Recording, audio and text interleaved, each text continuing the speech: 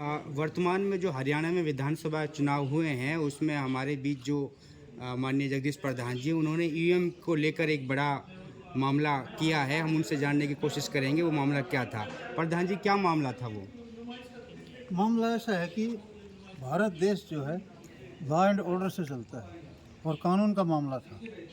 जो ईवीएम मशीनें हैं ये एक इलेक्ट्रॉनिक उपकरण है और इलेक्ट्रॉनिक उपकरण को आईएसओ के द्वारा प्रमाणिकता जरूरी है।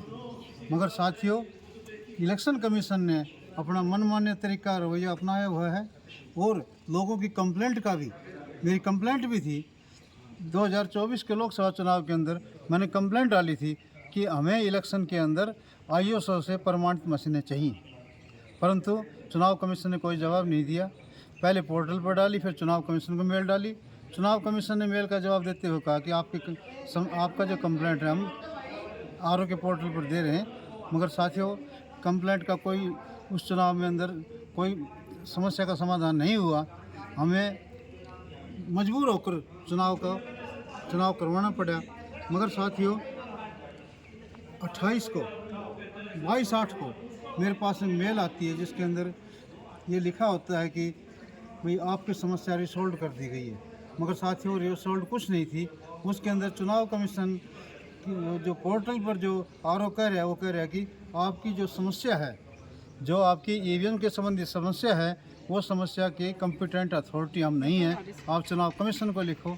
तो 30/8/2024 को मैंने चुनाव कमीशन को भी लिखा, सुप्रीम कोर्ट को भी लिखा और चुनाव कमीशन हरियाणा को भी लिखा और उसमें स्पष्ट लिख दिया मैंने कि यदि आप इस प्रकार की गैर कानूनी मशीनों के द्वारा यदि चुनाव करवाओगे तो जनता इलेक्शन के अंदर मशीनों को तोड़ेगी। चुनाव आयोग कह रहा है कि जो हरियाणा ने यह साबित कर दिया कि जो चुनाव ईवीएम मशीन है वो सही है। इस पर आप क्या कहोगे?